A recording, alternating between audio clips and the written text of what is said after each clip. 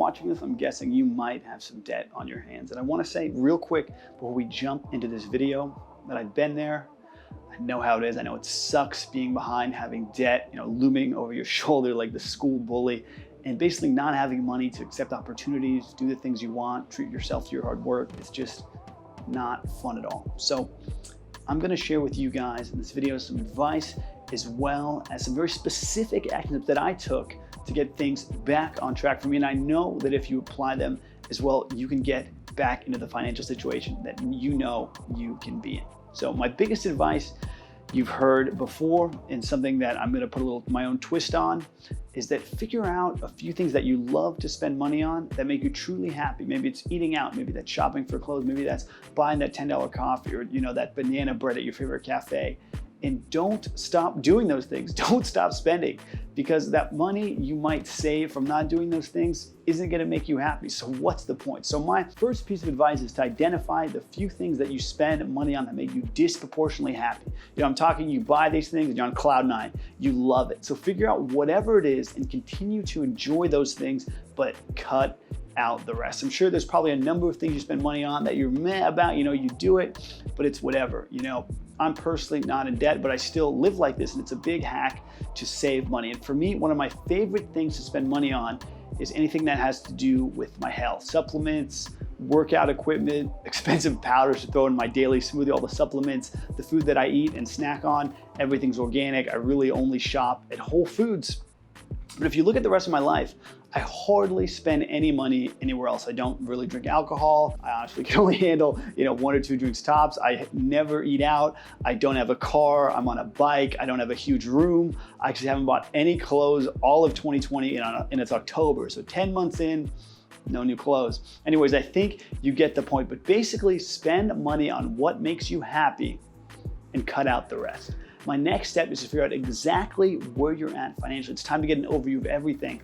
A lot of the time, it's not as bad as people think. So I recommend using an app that's gonna allow you to give a 360 overview of all your accounts. Maybe it's Mint, maybe it's Wealthfront, maybe it's SoFi, they're a dime a dozen. And what they do is they connect all your different accounts and they're gonna give you an accurate picture of what you owe in terms of debt and all the assets that you have. My next tip is way more fun than just connecting, to an app or taking a look at your financial situation. And that tip is to actually go out there and make some more money. Right now, with COVID, I know that, there's kind of a damper on the workforce, but I think there's still a number of great opportunities to make some extra money that are totally flexible and you can do on your own schedule. I would look into the gig economy and see which of these roles is a good fit for you. So if you have a car, check out Instacart. You can do odd jobs on Thumbtack. Heck, if you're attractive, you can hop on OnlyFans, right? There's so many different things to do. And I do want to say too, that sometimes you just have to swallow your pride and just go for it, because deep down,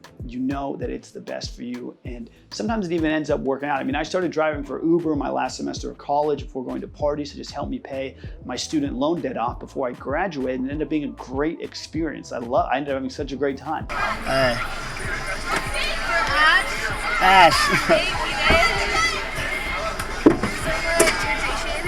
Hey, we did it. Good job. You got me out of a very bad situation, so I appreciate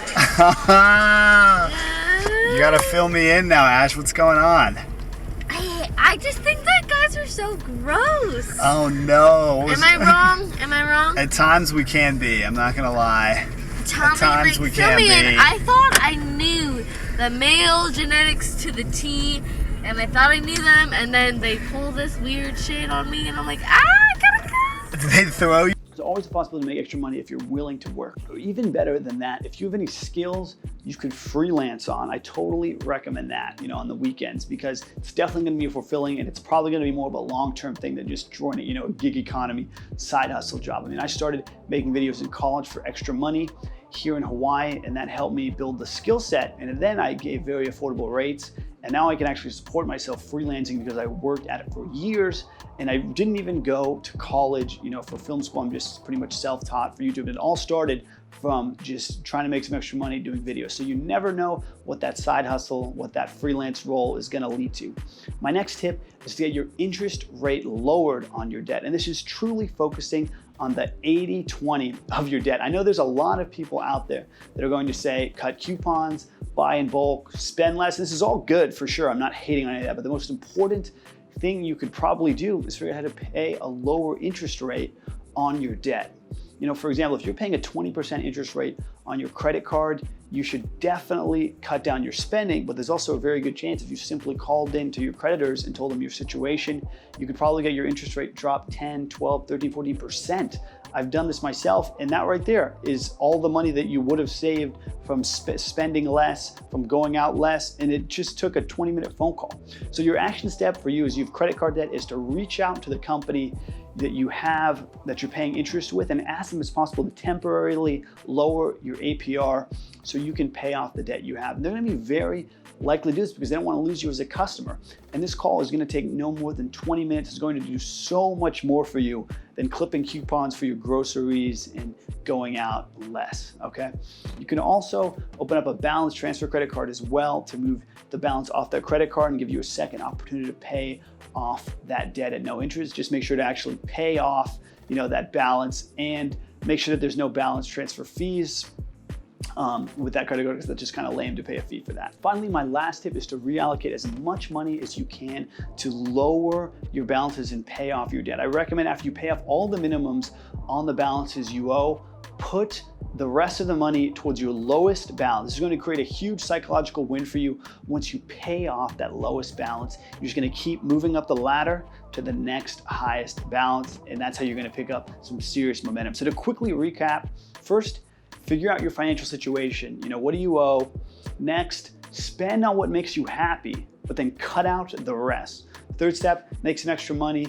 Fourth, get those interest rates lower. And 5, make it a point to pay off your lowest balance. And the 6th step, subscribe and drop a comment below if you need any advice, and drop a like if you got some value. And with that, I look forward to seeing you guys in the next video. Be sure to subscribe. I talk about credit, I talk about personal finance, I talk about a ton of different things on this channel. And I know if you stick around, you're gonna get a ton of value. See you in the next video. Cheers.